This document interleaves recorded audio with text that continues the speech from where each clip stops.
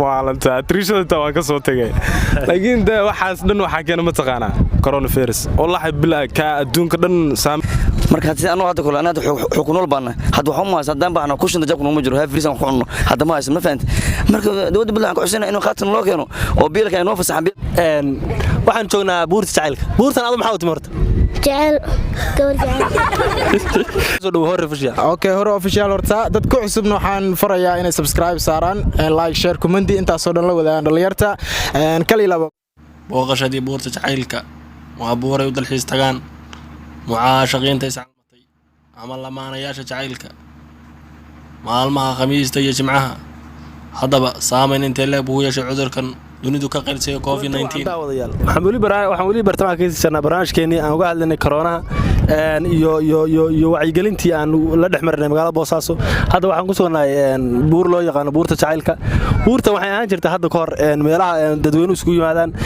inta badan waxa soo dalxiis tagi jiray dhalinyarada lamaanayaasha jacaylka waa buur waxay ahayd bulshada inteeda badan ay yimaadaan maalmaha jimcaha iyo khamiista galabta saa aragtaa ma buurtii bulshadii sidii looga bartay uma joogaan waxaan noo muuqatay inuu saameyn weyn ku yeeshay koronahan dunidan aafeeyay macnaha ay saameyntu ku yeeshay koronihii maadaama buurtiba soo camarnaan jirtay galabta sideedoo hore ahayn haddana waxaan la joognaa dhalinyartii qaybo kamida marka bal aan aragno falcelinta dhalinyarada iyo salaamu alaykum waalaikum salaam warahmatullahi wabarakatuh soo dhawaad ku bilaabay magacaaga adhowahay magacayga Cabdiraxmaan Xasan Cabdiraxmaan cabdiraxaanow saynu wada ognahay halkan waa buurta jacaylka sax weey waxay ahaan jirtay meelaha la isugu yimaado dadweynaha dhalinyarada magaalada lamaanayaasha jacaylka ay soo booqdaan maalmaha jimcaha iyo khamiista maanta buurtii sideeda hore maaha oo dad yar baa jooga ama dad saas ma joogaan hadda ka hor waxaan arki jirnay iyadoo camiroon dad badan oo wiilal iyo gabdho isku jira maanta sida noo muuqato gabdhuhu way ku yar yihiin xogaa dhalinyaro wiilal ayay maxaa saameyn uu ku yeeshay cudurkan dunida saameeyay oo koronaha waxaan dareemaynaa in koronihii saameyn uu ku yeeshay maadaama meesha cidlo tahay sax weey maanta meesha cidlo weey 600 meelahaas soo fuushay buurta hore waxay ahaan jirtay meel camiran oo shidan oo kala kacsan maanta waxay shidan tahay ma taqaana maawis kaliya socda maalinta triishada waan ka soo tagay laakiin waxaas dhan waxa keena ma taqaana coronavirus wallahi bilaa ka adduunka dhan saameyn buu u geystay marka saaxiib waa ka intaan nooga shidan tahay hadda ma sata wallahi dad badan ilaa Muqdisho lixdamaad gaaray waa sii dhimanaya qaar way nool yihiin qaar dhibaato badan ay sheeganayaan waalidkooda qaraac maayo dhibaatadaas ayaa keenaysa saaxiib buurta mar walba la imaan jiray maalin jimcaha mar walba dadka lamaanaha dalxiis waa loo imaan jiray oo loo dhimasho tag jiray ma aqaan dir coronavirus ka sii bad saaxiib kubnaano sii maraya ilaahay nama soo gaarsiinay wadankeena Soomaaliya aan ku noolnahay gaar ahaan Boosaaso aniga Cali Abdul Yuunus nimash ka baxaya hadda ma sata Assalamu alaykum magacaygu waa Axmed Cabdi Xuseen waa ficil saaxiib Axmed Cabdi Xuseen soo dhaw mar labaad mar saddexaadba muxuu saameyn ku yeeshay buurta jacaylka koronahan dunida saameeyay aad boqolkiiba boqol wuxuu saameyn culus buu ku yeeshay meeshan yoomihii waxa soo fuuli jirtay maalinka jimcaha dad intaasoo kun kor u dhaafayo taas oo hadda dadka meesha ka muuqdo aysan gaaraynin ilaa ay tiro 20 meelaha marka waxaan leeyahay ilaahay cudurka dadka adduunka geesa ka mariyo meeshan farxadeedii iyo say ahaan jirtay ilaahay dib aan soo ilaalin leenahay farxadeena meesha ku qaadan jirnay maalinka jimcaha mutaqaanay waa weynay hadda meesha cidlaweyn oo noqotay gabdhihii iyo wixii imaan jiray dhalinyartii wax yimaada malaha bandowga meelaha magaalooyinka lagu soo rogay awgeed meesha saas bay cidlo ku noqotay hadda ma satay saxmaan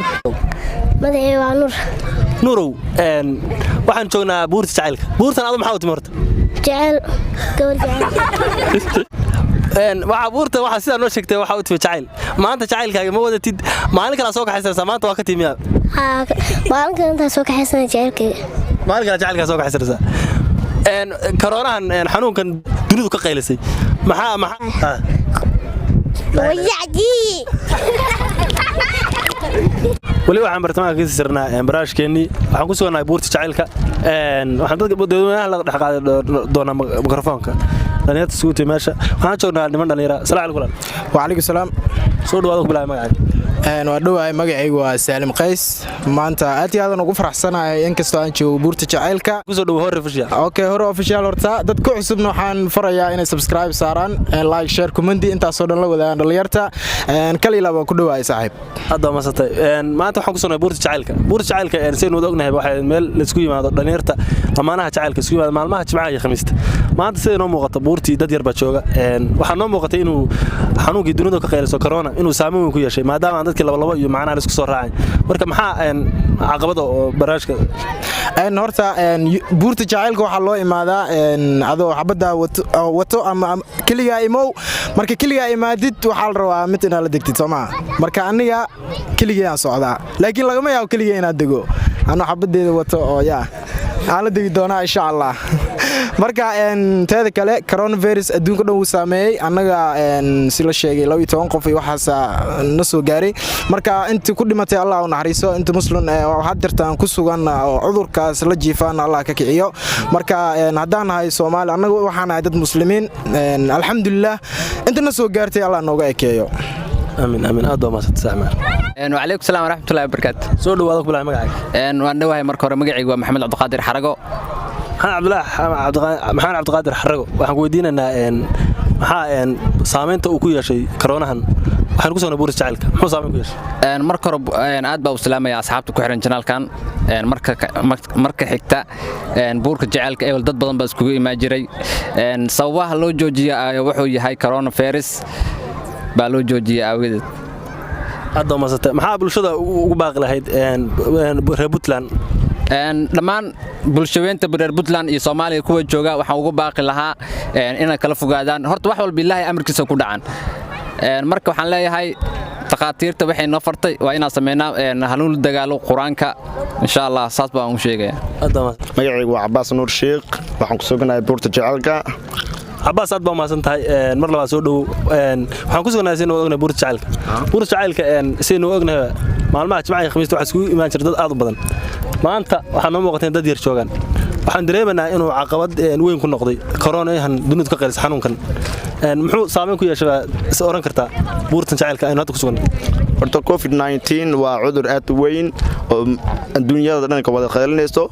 marka magaalada Boosaaso hadir micna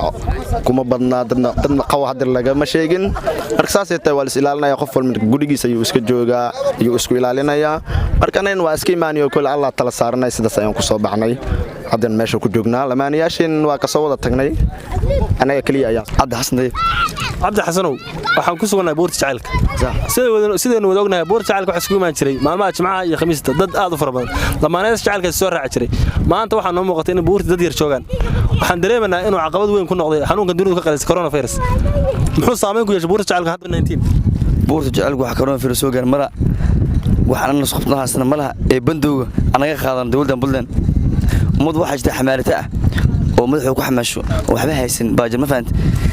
marka hadii hadda kula anaad xukunool baana hadda waxaan ma haystaan baana ku shinda jabku ma jiro friisan ku cunno hadda ma haysan ma fahanti marka dawladda Puntland ku cusubna inuu qaatan loo keeno oo biilka inoo fasaxan biilka aniga xirane shaqana biil buu haye oo biilka noo fasaxo ma dawladda Puntland ku cusubna hada salaam ayman daar ayman mar labaad mar saddexaad soo dhaw waxaan ku suganahay buurta jacaylka sideen wada ognahay buurta jacaylka waxa isku imaan jiray lamaanayaasha jacaylka galabta waxaa noo muuqata inay dadkii looga bartay aysan joogin waxaa noo muuqata inuu caqabad weyn ku yeeshay xanuunkan covid-19 muxuu caqabad ku yeeshay buurta jacaylka maadaama aan galab dadba iman wallaahi saaxiib wuxuu ku yeeshay waxay tahay isku socodka horta waa kala yaraaday nin walbana waa cabsanayaa wuxuu ka cabsanayaa cudurkan adduunyada dhan halaalay coronavirus markaas aaweeda dadka iskaga kala yaraadeen inuu wada dhudhuunteen haddii oo cudurkaas la sheegi lahayn galabta meel kale istaago lama heli lahayn